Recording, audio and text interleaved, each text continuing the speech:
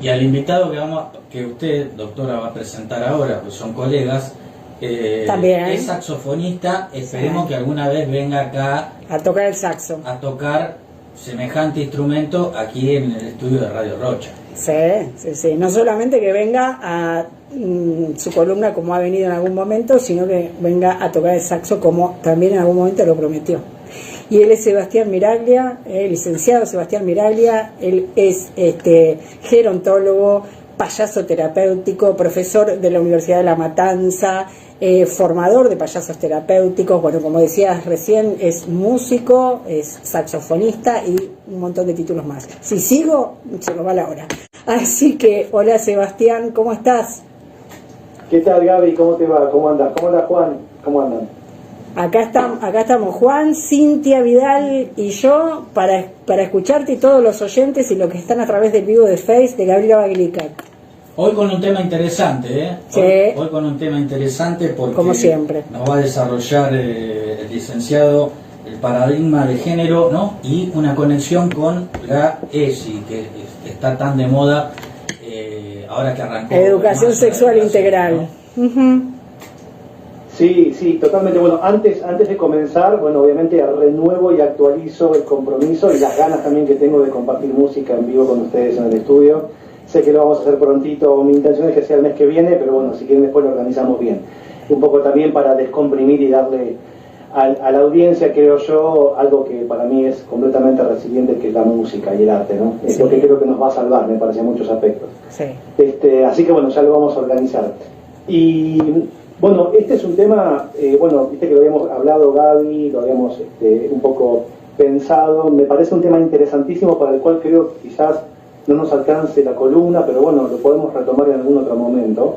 Sé que ustedes ya lo han desarrollado, lo han trabajado, pero bueno, siempre admite nuevas perspectivas. En principio yo lo pensaba como paradigma de género, porque vieron que un paradigma básicamente es un sistema, ¿no?, de pensamiento que intenta abarcarlo todo, ¿no? Es una estructura, una forma de pensar, de contemplar o de concebir, en este caso la sexualidad humana, en la cual lo que se intenta es ir por todo, básicamente, ¿no? Porque detrás de un paradigma lo que se intenta es esto, ¿no? Drenar ese sistema de pensamiento hacia todas las esferas, la política, la cultural, la social, la biológica, ¿no?, la sanitaria, la educativa, y estructurar todo en función de eso. El tema, digamos, no es que haya un paradigma, el tema es cómo se instala o cómo busca instalarse y cuáles son los costos, ¿no?, de barrer con todo para armar algo que todavía no se entiende en cuanto a sus consecuencias. Por eso, el término paradigma intenta esto, ¿no?, pensar que se intenta justamente derribar con algo para erigir otra cosa que, bueno, trataré de brindarlo en el mayor detalle posible, pero esto no es sin, en principio, pensar que la sexualidad humana justamente es el gran objetivo y nosotros dentro de ella, ¿no?, porque básicamente somos seres sexuales, seres sociales, seres emocionales, y la sexualidad abarca todo eso, no abarca únicamente la cuestión de lo genital o la genitalidad, abarca todo lo que tenga que ver con las emociones y con el contacto con otros. Por eso, cuando se abarca o se intenta contemplar la sexualidad, estamos en un gran problema, Gaby, Juan, Cintia, porque estamos hablando de un montón de cosas, ¿no? Estamos hablando de factores biológicos, psicológicos, socioeconómicos, como decía antes, y es algo tan abstracto, inclusive hasta cuestiones religiosas, porque en la moralidad religiosa también está la cuestión de lo prohibitivo en lo sexual. Digo, todo esto abarca, ¿no?, la sexualidad humana, y es algo tan abstracto como lo son los pensamientos, como son las fantasías, como son los deseos, ¿no?, las creencias, las actitudes, los valores. Todas esas cosas forman parte de la sexualidad. Por eso creo que a un padre, una madre de hoy en día que tiene que llevar a su hijo, a su hija a la escuela, o a nosotros también, que aún siendo profesionales de salud mental o personas comunes, nos resulta tan difícil de abordar este tema. Pero en principio esto es un concepto amplio, la sexualidad, y creo que no habría que hablar de la sexualidad en términos generales, porque la sexualidad humana no es igual para todos, ¿no? Te quiero hacer una pregunta, Sebastián. Esto tiene un poquito que ver con algo que mencioné hoy en mi espacio. Lo privado. Hoy en algún momento yo mencioné por qué este afán de invadir la privacidad, y si hay algo que es privado y es íntimo, es la sexualidad. Desde tu perspectiva, ¿cuál es el objetivo último de esta invasión a un espacio tan, pero tan íntimo? Bueno, en realidad vos fijate que es interesantísimo esto, porque en la sexualidad humana, tal como la pensábamos, digamos, el límite de lo privado y lo público, lo íntimo de lo que se podía divulgar, era algo que protegía justamente básicamente ese contexto sagrado de un encuentro entre dos personas, ¿no? Digo, más allá de si son varones, dos mujeres, un varón y una mujer, digo, dentro de la sexualidad sana o normal, entre comillas, porque la normalidad también es un término muy cuestionable, ¿no? En términos de sexualidad, digo, no es lo mismo para todos. El tema de lo público, de hacer público lo privado, es una forma también de derribar eso que se genera en un encuentro entre dos personas, que es el erotismo.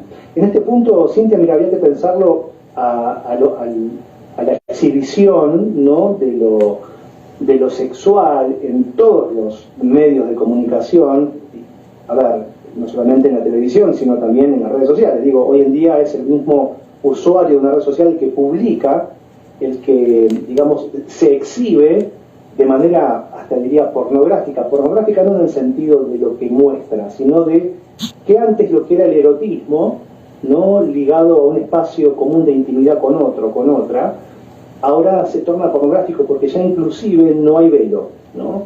En este paradigma de género, este paradigma de la nueva forma de pensar la sexualidad, Cintia, lo que hay es velar, digamos, desvelar, ¿no?, quitarle el velo a algo para hacerlo visible, expuesto a la vista, a los oídos de todos, y de alguna manera también en eso se deteriora, ¿no?, algo que es sagrado, porque la sexualidad humana es sagrada, en el sentido de que justamente es la forma en la que nos relacionamos con los demás. Esto es parte de una estrategia, esto no es casualidad, ¿no? Porque cuando pensamos en esto que vos decís, también tenemos que pensar en cómo los niños también son expuestos a esta exhibición, ¿no? El otro día estaba mirando, por ejemplo, una red social que me censura mucho, ustedes la conocen, empieza con Face y termina con Book, lo digo así para que no se sepa qué claro, red social hablo. ¿A cuál te referís? Donde veía a una chica, una nena, ni siquiera una chica, una nena de 7, 8 años, bailando un reggaetón, filmada por sus padres, y con una letra de ese reggaetón, la verdad que, bueno, que daba asco, sinceramente. Y me resultó pornográfico en esto, ¿no?, por ver cómo se expone a un niño menor de edad a algo que en definitiva lo termina como ofertando. Digo, es una vidriera en donde se expone todo sin velo, sin metáfora, ¿no?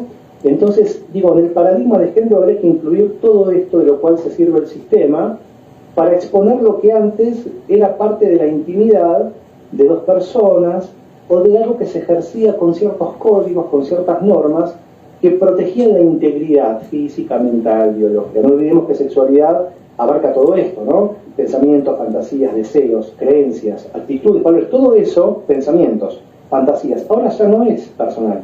Ahora esto se divulga, se exhibe, se replica, se viraliza. Entonces, de alguna manera, un filósofo surcoreano habla de la pornografía en un sentido, no de lo pornográfico en sentido de todo, sino de la exhibición de las cosas sin velo. Y esto de lo público es lo que muestra que, en definitiva, una estrategia del sistema es, digamos, cambiar la forma en la que las generaciones más jóvenes, más incipientes, se conectan con esto. Digo, porque tampoco es casualidad que justamente en la era, entre comillas, de las comunicaciones, sean los adolescentes los que más dificultades tengan para interactuar con el sexo opuesto o con personas del mismo sexo. Digo, si no es a través de Instagram o a través de redes sociales, no se produce un encuentro entre dos personas. Yo creo que todos los que estamos ahora en este momento del programa pertenecemos a una generación en donde el chamullo, en el caso de los hombres, ir a bailar, vestirse bien, no era solamente para sacarse una foto y que me vean a través de una pantalla, era para ponerle el cuerpo a algo que tiene que ver con correr riesgos, con animarse, con respetar, con respetarse, y toda una serie de cosas que de alguna manera marcan que había una cierta normatividad en esto, ¿no? Pero bueno, digo, como todo paradigma, el paradigma como decimos los psicoanalistas, ¿no? El paradigma de la declinación del nombre del padre, le decimos nosotros, que es una forma simbólica que tiene nuestro inconsciente colectivo de regular estas cosas que antes, mal o bien, funcionaban. Digo, habían ciertos códigos, había muchas cosas que funcionaban muy mal, obviamente, ¿no? Y es lo que se intenta con la falacia de construir, o con el eufemismo de deconstrucción. Más que deconstrucción, yo lo veo más como una destrucción. Digo, ¿por qué destrucción? Porque no se pide permiso para desarmar lo que antes estaba.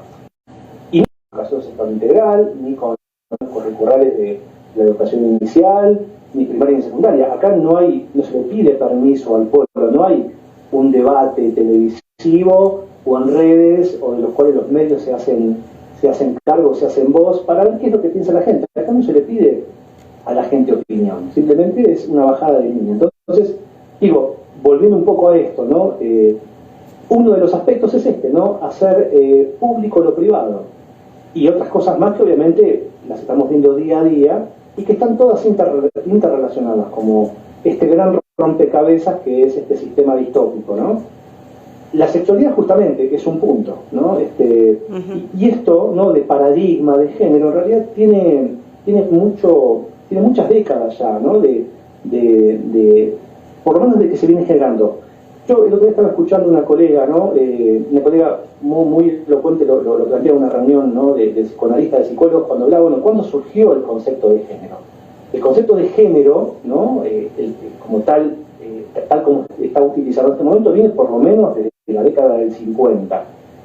Claro, obviamente, a través de ese concepto de género que fue desarrollado justamente por un psicólogo, ¿no? John Money, él básicamente lo que intentaba a través de este concepto de género es decir que la sexualidad o el rol de hombre o mujer o el ser hombre, varón o mujer, no tiene que ver tanto con lo biológico ni con lo genético. Sí, obviamente hay una pregnancia en lo genético, ¿no? XX para la mujer, XY para el varón, sí, hay obviamente algo indudable, hay algo obviamente a nivel hormonal, a nivel biológico, pero este hombre con este concepto lo que intentaba era quitarle relevancia a eso y poner más énfasis en lo sociocultural. Como decir, bueno, yo soy varón porque me hicieron varón, porque mi papá me vistió, mi mamá me vistió con pantaloncito, me ponía, no sé, ropa celeste y que yo, mi hermanita, no sé, rosa. El rosa para la mujer y el azul para el varón. Era una forma, entre tantos otros estereotipos y costumbres, de sexualizar a las personas.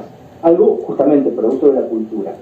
Y esto es interesante pensarlo porque, si ustedes se fijan, básicamente el paradigma de género en la actualidad reniega de la biología. Sí. ¿No? Intenta, obviamente con muchas falacias, ¿no? Grotescas, intenta, digamos, darle un estatuto de verdad a algo que en realidad no deja de ser una ideología.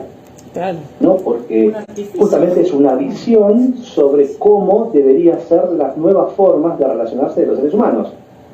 Con la excusa de la inclusión o de la diversidad, también hay un costo que no se está contemplando, que es cuáles son las consecuencias de incluirlo todo dentro de algo que todavía no tiene definición. Porque, vuelvo un poquito a esto de John Money, quería contar algo que le sucedió a este psicólogo, ¿no? Él decía esto, que lo masculino y lo femenino era básicamente un producto de la cultura, ¿no? Y hubo algo que sucedió, justamente él tuvo un caso, este psicólogo, hablamos de la década del 50, ¿no? Fue un caso muy conocido en aquella época, el caso de David Reimer, que fue justamente el caso fue ¿no? Un matrimonio tiene una pareja de gemelos, ambos varones, ¿sí? Al cual uno, por accidente, se entiende que en el momento de un ritual de circuncisión, o sea, eran de la colectividad judía, a uno de los gemelos, a David Reimer, se le seccionan accidentalmente los genitales, ¿no? Con lo cual, había un dilema ahí sobre cómo criar a este hijo que no tenía pene, no tenía órganos sexuales masculinos. Consultan con este psicólogo lo que sugiere, obviamente, por aquella época entiendo que no había demasiado consenso o quizás multidisciplinariedad, ¿no? De abordar esto de múltiples esferas, ¿no? Pero este psicólogo recomendó, ¿no? Tristemente, que se lo criara como si fuera una mujer, ¿no? como si fuera una nena, lo vestían de nena, le cambiaron el nombre inclusive, bueno, toda una serie de cuestiones que se hicieron al respecto. Lo que sucedió, bueno, que fue que, bueno, cuando este niño llegó a la pubertad, a la adolescencia, empezó a tener problemas psiquiátricos, que eran, bueno, autolesiones, autoflagelaciones, tenía problemas, trastornos, ¿no?, de autolesionarse. Con lo cual, bueno, vuelven a hacer una consulta, esta vez con un psiquiatra, al cual, bueno, luego de un montón de cuestiones, para hacerlo breve, se le comenta, se le dice al chico la verdad de lo que había pasado. Este preadolescente o adolescente elige ejercer su sexualidad o su género como tal biológico, o sea, decide ser varón. Fíjense, inclusive si nos ponemos a pensar, cuál fue el costo psíquico de este muchacho, ¿no? De este pobre muchacho, ¿no? Criado como mujer, a través de una mentira, para luego no decirle la verdad. Y bueno, él decide, este muchacho de Reiner decide, ser varón, pero bueno, luego de unos años termina suicidándose, ¿no? Este es un caso muy paradigmático, porque demuestra el costo que tiene a veces ir en contra de ciertas cuestiones justamente genéticas, biológicas, endocrinológicas, culturales, también de subjetividad psíquica. Cuando se saltan todos estos semáforos en rojo, el costo puede ser muy fuerte, ¿no? Sebastián, vos sabés que es importante, vos como psicólogo, algo que hemos charlado a la hora de elegir el tema en su momento, porque esto, vos contás un caso de hace unos años, pero esto está pasando actualmente con gente que, por ejemplo, y es nuestra preocupación, sobre todo mía, porque muchos adolescentes que hoy deciden mutilarse, para mí es una mutilación, y después de unos años se arrepienten, y hay ya testimonios de gente que ha sufrido un impacto psíquico terrible. Vos hablaste de suicidio, depresiones severas, trastornos de ansiedad severos, etcétera. Por eso es importante tu mirada como psicólogo y resaltar esto del impacto psíquico, porque también es verdad que vemos muchos que son muy progres y que, como este ejemplo que contaste, le dan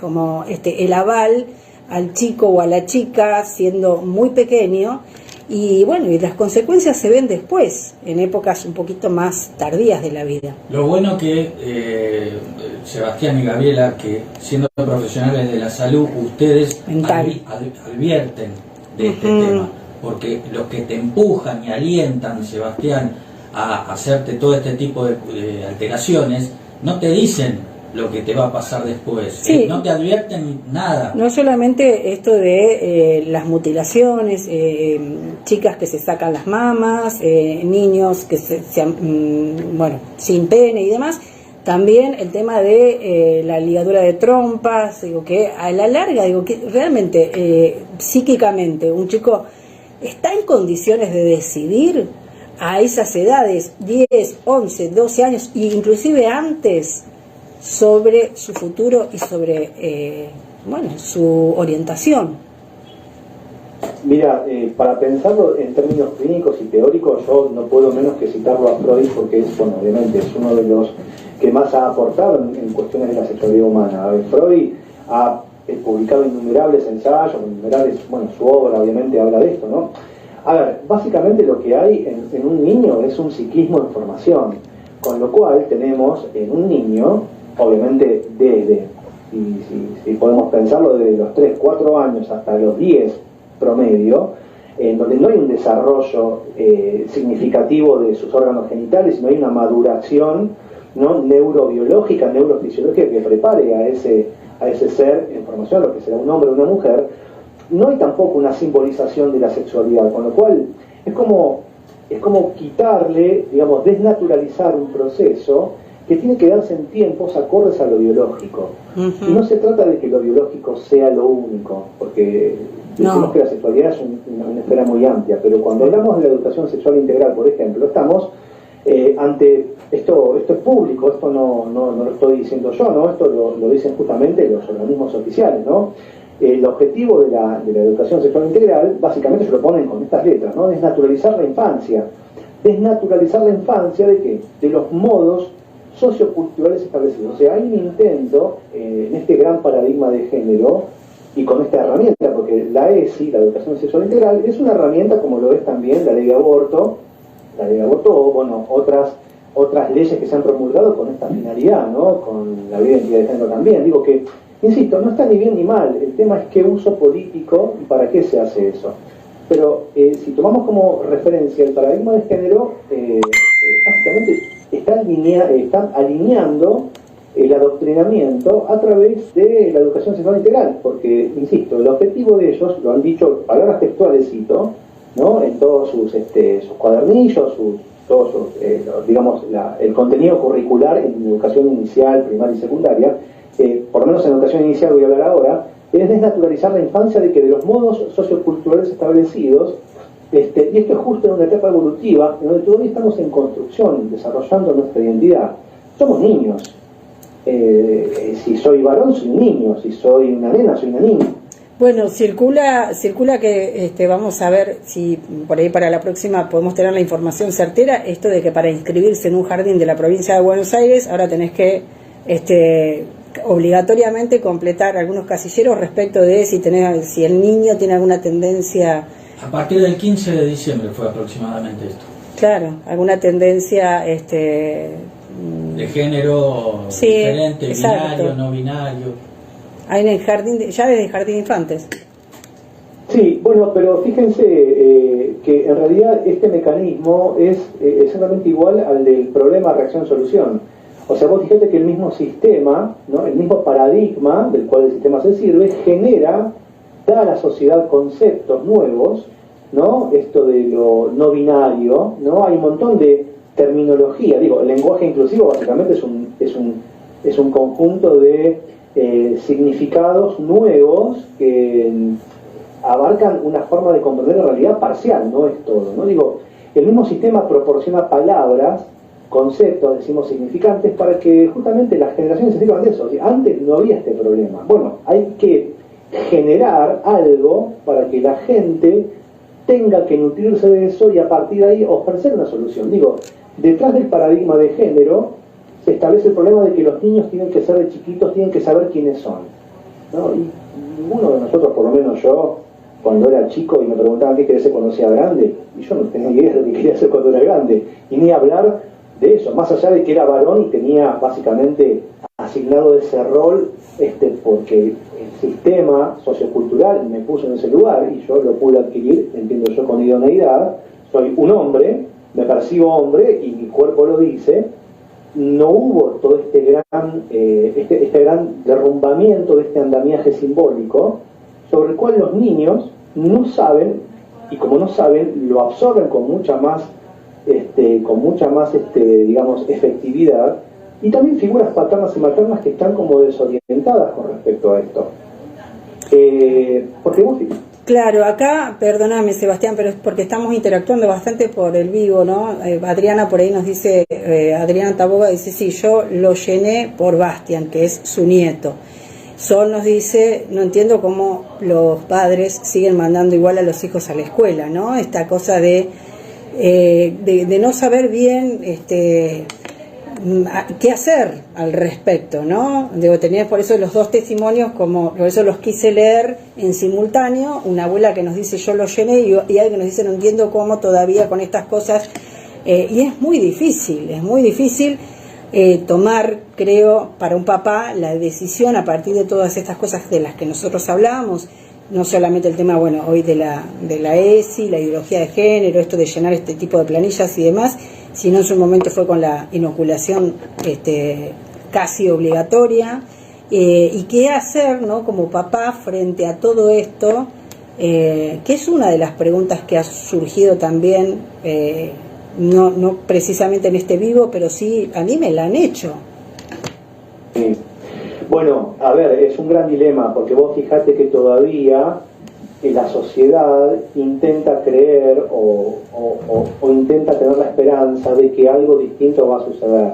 Y vos fijate que esto no pasa solamente con la esfera de lo político, que es la que más visiblemente corrompida, ¿no? Y ya, digamos, decadente está. Digo, todo, bueno, la educación, la salud, todas las instituciones están contaminadas. Entonces, lamentablemente todavía como sociedad no podemos pensarnos más allá de las instituciones. O sea, como que no mandar a tu hijo a la escuela, aunque hayan demasiadas razones para concluir que eso es lo mejor, termina siendo un acto casi de ir en contra de una normatividad que no existe. Digo, porque en definitiva no estamos hablando de educación, no estamos hablando de enseñanzas, estamos hablando de adoctrinamiento. Porque no olvidemos que detrás de un paradigma hay un sistema de pensamiento que intenta abarcarlo todo, pero que no explica todo, ¿no? Y básicamente los paradigmas avanzan o no avanzan conforme se los va cuestionando. Acá no hay posibilidad de cuestionar nada, ¿no? Entonces, algo muy importante con esto, Gaby, Juan, Cintia, es que la ley de educación sexual integral cuestiona, a ver, del mismo modo que se ha llevado por delante con la salud en la pandemia, todos los pactos internacionales y los derechos humanos hicieron lo mismo con la ley de educación sexual integral. Hasta el 2006, la ley, la 26.150, funcionaba perfecto. Cuando hicieron hace poco, ¿no?, la modificación, lo que hicieron básicamente es quitar a la familia y a los padres como, digamos, los garantes de la educación que ellos consideren más propicia para su hijo de acuerdo a cuestiones morales y religiosas. O sea, hasta antes de esta reforma, los padres son los que tenían la vanguardia protegida por el Estado y protegida por todas las instituciones de ser ellos quienes deciden cómo se educa a su hijo. O sea, si no le gusta cómo es la escuela religiosa, lo cambian de escuela. Va a una escuela laica y gratuita o pública. Hoy en día esto no existe. En Argentina, por lo menos, es el Estado el que se puso en primer lugar, desplazando a los padres, para decidir cómo es que un hijo debe, como un niño, ¿no?, que no es hijo del Estado, debe formarse y forjarse en lo sexual, digamos, ¿no?, en la cuestión de educación sexual, porque ahora la sexualidad es un asunto de Estado. Sí, acá Sol nos dice, la patria potestad sobre nuestros hijos nos pertenece, es nuestra obligación. Tomémosla de una vez por todas, por encima de todo, ¿no? Como una convocatoria bueno, somos padres y no permitamos ciertas cuestiones que no queremos que sucedan para con nuestros hijos. Creo que ese es el camino, Sebastián. Sí, sin duda, porque mira, por citar, tenemos como mínimo cuatro artículos de diferentes pactos internacionales, entre ellos los derechos humanos, que avalan esto. Todos dicen que los estados, y por convenios y por pactos internacionales, son los estados los garantes, y deben ser los estados los garantes de proteger la educación de un niño por parte de sus padres. Y cuando hablamos de pactos internacionales, de lo que estamos hablando es que eso es supranacional, eso está por encima de las leyes que se puedan promulgar localmente en cada país. O sea, si Argentina se adhirió al Pacto Internacional de los Derechos Civiles, a la Convención Americana de los Derechos Humanos, bueno, al pacto, hay un montón, varios, ¿no? Argentina se adhirió a todos ellos, no puede promulgar leyes que vayan en contra de eso, porque los pactos internacionales están por encima de las leyes nacionales. Esto hay que entenderlo. O sea, los derechos humanos están por encima de toda legislación, ¿no? Claro, y los derechos del niño. Acá Patricia nos dice, creo que los padres no saben el poder que tienen para decidir en conjunto. Y yo pensaba esto que lo dijimos desde el minuto 1 o un poco más de cuando arranca la pandemia, que el conocimiento nos da poder. O sea, que esto también es una convocatoria a los padres, que bueno, que lean, vos mencionabas, claro, las leyes, decretos y demás, y pactos o instituciones internacionales, perdón, y que adquieran conocimiento y que defiendan a sus hijos, como decía Sol, ese es el camino, no hay otro, no dejar a los niños en manos del Estado, educadores que por ahí también han sido adoctrinados, porque ese es el tema, digo, tantos maestros también adoctrinados que hoy hay algunos que no quieren saber nada con estas cosas, pero otros que bueno, que hacen caso. Sí, justamente porque no pueden desprenderse de un sistema que, aunque muestra estas grandes fallas o estas grandes contradicciones, bueno, está esta gran disonancia, ¿no?, cognitiva, que es que aún sabiendo que la cosa está mal, no hago nada distinto para cambiarlo. Y ahí, bueno, entran un montón de otras cuestiones más humanas, ¿no?, de cómo cada ser humano reacciona ante lo que no está bien. Pero esto tiene historia, Gaby, Juan, Cintia, esto, a ver, yo estaba mirando ahora algunas cosas que después profundizaré. Michel Foucault, que fue un filósofo, ¿no? Del siglo pasado, bueno, en el año 76 él escribió un libro llamado La historia de la sexualidad, y él hablaba en ese libro de que el Estado, básicamente el Estado como organismo, ¿no?, de una nación, era el que determinaba el discurso de la sexualidad como dispositivo de poder. Esto no es nuevo, esto que estamos viviendo, como decimos muchas veces, viene gestándose desde hace mucho tiempo.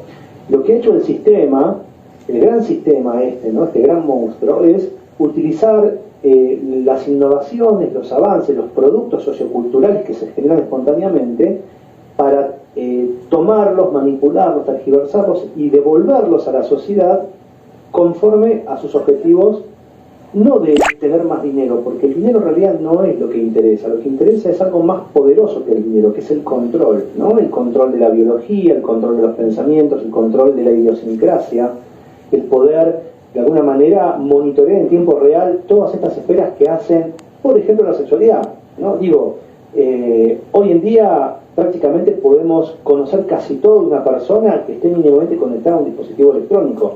Digo, ya sea por los medios, vamos a decir, socialmente consensuados o porque los hackeo. Sebastián, perdóname que te corte, lo que pasa es que por ahí la gente está está interactuando y hay un mensaje de una docente, de Karina, que nos dice, doctora, es urgente, por eso te corto, hablarle. Hoy pasó algo horrible desde hoy en la primaria 16 de Esteban Echeverría. Se les preguntó a los chicos cómo se perciben, si le gustaban a otro hombre o que lo llamaran a la maestra, un nene, etcétera. Digamos, como esto de que se empieza a meter este tipo de discursos con los niños. Quiero decir algo, en otra época una situación de ese tipo hubiera meritado que al docente se lo echara de la institución, que se levantara un sumario. Una sanción. ¿Cómo no corresponde ese tipo de interrogante a un niño? Por eso Karina, que es docente, lo trae como algo que obviamente que le preocupa y me dice, bueno, necesito hablarlo urgente, por eso te corté, Sebastián, y lo conté. No, está perfecto, porque justamente hoy en día las instituciones, tanto públicas como privadas, están sometidas, quieran o no, a una ley que dice que es el Estado el que debe regular las políticas educativas en materia de educación sexual. Antes no era así, entonces ahora, de alguna manera, no estamos hablando de educación sexual integral, eso es para un eufemismo eso, como los que usa el sistema psicopático, dice una cosa cuando en realidad está haciendo otra, no es educación sexual integral, y esto la gente lo tiene que entender, esto no es así, es adoctrinamiento sexual integral, porque sería diferente, por ejemplo, que un niño, en lugar de preguntarle si le gusta un varón, si es varón, o si le gusta una nena, si es nena, le preguntaran qué le gustaría ser cuando sea grande, o si quiero ser menos ingenuo y no pecar de inocente, preguntarle quién es. Digo, ni siquiera nosotros como seres humanos adultos tenemos todavía una respuesta concluyente sobre quiénes somos, porque es una respuesta que la vamos respondiendo hacia toda la vida, ¿no? Y qué bueno sería que si esto no se usara como política o estrategia de poder por parte de un Estado que intenta manipular esto ya de las generaciones más tempranas, se permitiera básicamente explorar lo insondable de un ser humano en formación, que es un niño con sueños, un niño con fantasías, un niño con mucho por construir y básicamente con un mundo interno en gestación que se le está contaminando con cosas que él no crea, ¿no? Que él no crea y que se busca que cree, ¿no? O sea, crear y creer, digo, ¿no? Esto creo que es importante. Los niños tienen un potencial creativo impresionante y todo adoctrinamiento lo que busca es sesgar, cortar, envenenar, podar esa creatividad. Acá nos dice Sol, Seba, en Cataluña ya tuvieron que dar marcha atrás con las clases de masturbación en salitas de 3 y 4 años. Sí, es un poco, ¿no? Como dirían, ¿no? Los peronistas, si Perón viviera, ¿no? ¿Qué haría?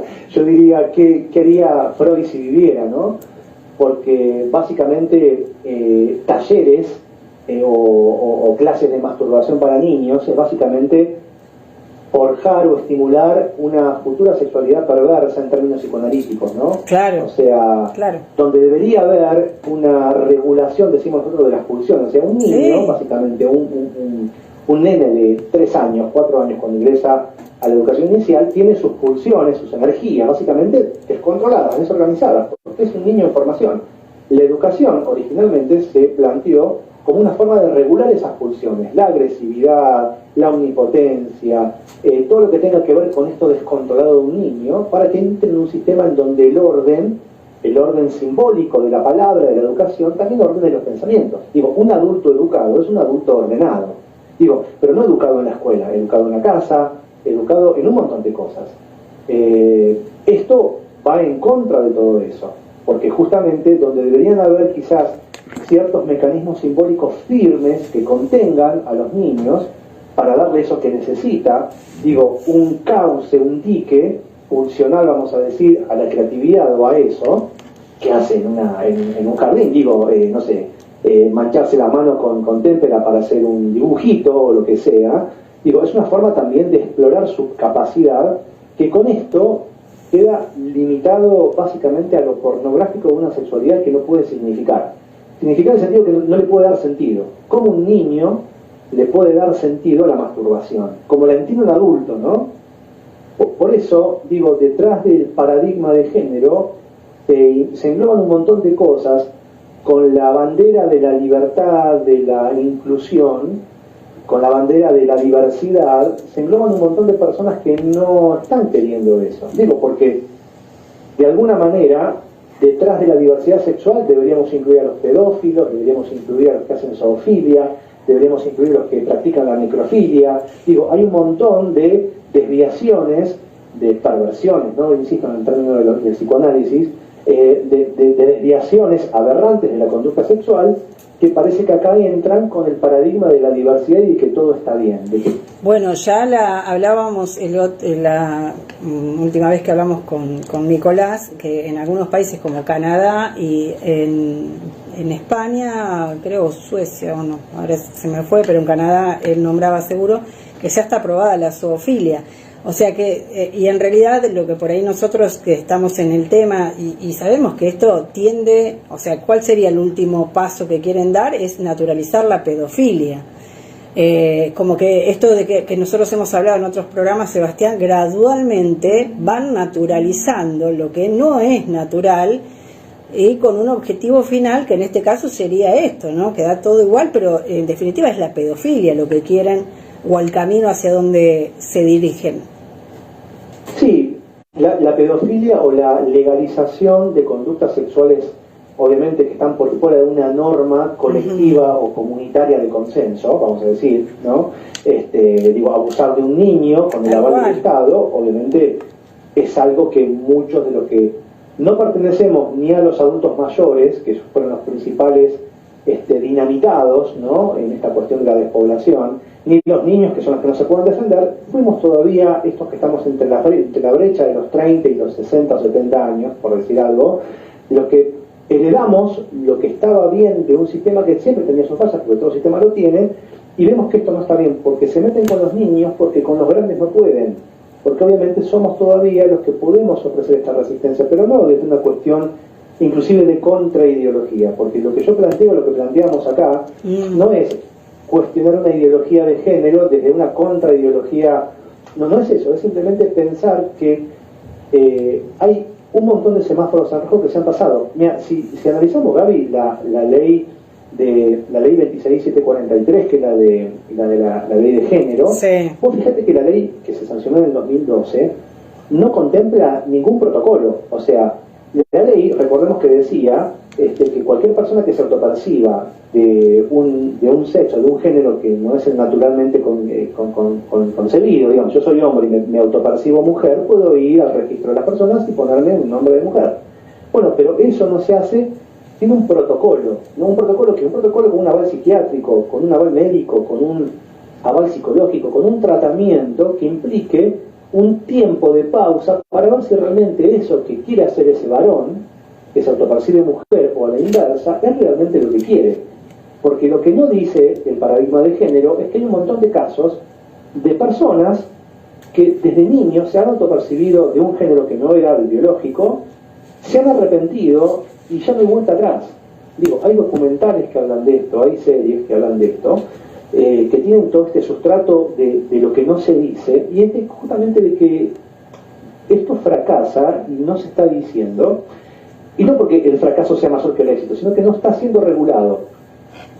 La gran falacia, el gran punto débil del paradigma de género es que no está siendo abordado con el tiempo que merecería para una maduración social necesaria. Digo, no se le da tiempo a la sociedad para que pueda digerir todo esto. Mira, quiero hacer un aporte mío como mamá y como la niña que fui, que la recuerdo. Y yo misma, en mis 10, 11 años, cuando todavía no había desarrollado, me recuerdo con el pelo muy cortito, y en aquel entonces, en más de una oportunidad, me trataron de varoncito. Y yo en ningún momento dudé de cuál era ni mi orientación sexual, ni mi género. El tema son los adultos que no le dan tampoco tiempo a ese niño, a esa niña, de explorar con su cuerpo, con su sexualidad, según sus propias pulsaciones, como vos lo decís. Sí. Hay tanto tabú, lamentablemente todavía hay tanto tabú para esquivar esos temas, que los niños exploran. Es normal, es parte del crecimiento, es parte del desarrollo, no hay que ser un erudito en la materia para realmente conectar con eso, y eso es lo que está llevando a estas situaciones. Automáticamente se lo quiere etiquetar a un chico que se viste un poco más femenino, es gay. Una nena que es un poquito más masculina para la norma, es lesbiana. No va por ahí. Si no entendemos eso, si eso no se puede hablar con naturalidad en lo cotidiano y dejar que fluya, van a pasar cosas así. Yo seguramente en aquellos años, para más de uno, iba camino a ser una lesbiana. Y lo sé, ni siquiera tenía aritos, así que imagínate. Claro, bueno, pero vos fíjate que el camino que recorrimos nosotros en esa cuestión de sexuación o de maduración sexual era más o menos fijo, ¿no? O sea, era, si sos varón, sos heterosexual o sos homosexual, o sos bisexual, y al revés para la mujer. Pero ahora eran sexualidades, las nuestras, como nos formamos nosotros, eran sexualidades más o menos consistentes. Hoy hablamos de una sexuación líquida, hay como una liquidez, como una fluidez. Porque en realidad, Cintia, detrás del paradigma de género es, bueno, yo hoy me autopercibo, no sé, mujer, pero mañana puede ser que me autoperciba, no sé, perro. Claro. Digo, las grandes locuras de este paradigma es que hacen que uno pueda hacer un día una cosa y después, si se cree, puede ser otra. Y en esto, lo único que define la realidad es lo que yo percibo. Digo, entre eso y un delirio personal no hay mucha diferencia. Digo, antes al psicótico se lo encerraba en el psiquiátrico, ¿no? Digo, cuando tenía este tipo de afirmaciones. Hoy en día hay un aval del Estado en el cual un niño que se autopercibe de otra manera no es, digamos, asistido por un sistema sanitario multidisciplinario, interdisciplinario, lo más holístico posible, para que permita, primero, más que dar una respuesta, te doy un tratamiento hormonal o hacemos un cambio de sexo, porque vos fíjate que el sistema lo que hace es dar respuestas a eso, se autopercibe y ya automáticamente hay que hacer algo. Sí, acá Sol nos dice que justamente en Infobae salió una nota de un nene de 4 años que se quiso cambiar de sexo, y ella hace un comentario, dice, casi me muero, y le escribió a la periodista, porque la periodista como que avalaba y le daba prensa, porque bueno, sabemos cómo trabaja también el periodismo, ¿no? Le daba prensa a esto, y dice, yo le escribí a la periodista y me faltó el respeto de una manera brutal, y ella, digamos, convoca a involucrarnos, ¿no? A que todos nos involucremos en esta temática también. Que funciona, bueno, digo, el contexto es muy similar a lo otro respecto de los actores de cada cosa. El periodismo, que ahora está esto, digamos, salen las notas respecto de los cambios de sexo y los padres. Bueno, hay que involucrarse. Creo que tenemos 3 minutos, Sebastián, como siempre con vos nos pasa, se nos va la hora, se nos escapa de las manos. No sé con qué querés concluir la columna. No, para ser breve, básicamente pensar que estamos en un momento donde todos los paradigmas han caído. Justamente el título de un poco el que yo pensaba es paradigmas, porque están cayendo paradigmas, están queriéndose erigir otros, y en este medio todo es verdad, todo es mentira, todo es líquido. Líquido en el sentido de que no tiene consistencia, no tiene forma, no tiene definición, cambia constantemente.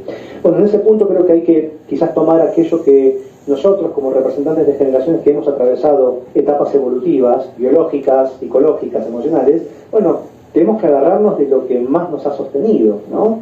Y en ese punto saber que somos portadores de un legado que en tiempos de confusión alumbran un poco más el camino, a pesar de la niebla. Obviamente esto es una metáfora la que digo, pero creo que admite por lo menos la posibilidad de que el conocimiento sea la mejor herramienta para informarse y también para saber qué hacer con él. Sobre todo aquellos padres y aquellas madres que tienen hijos y están preocupados. Obviamente me pongo a disposición de los que lo consideren, Gaby, Juan, que bueno, dentro de mis limitaciones como profesional de la salud, porque yo abarco nada más que la psicología, pero bueno, que hay mucho para decir y que bueno, está bueno que lo podamos hablar. Eso es todo. No, por eso la importancia de escuchar tu voz y tu palabra respecto de, bueno, de esto, ¿no? Es básicamente hablarle a los padres o dejarles un mensaje a los padres y también, digo, esto de dejar de naturalizar, esto no es natural, el impacto psicológico sobre los niños es grande, lo vamos a ver probablemente a futuro.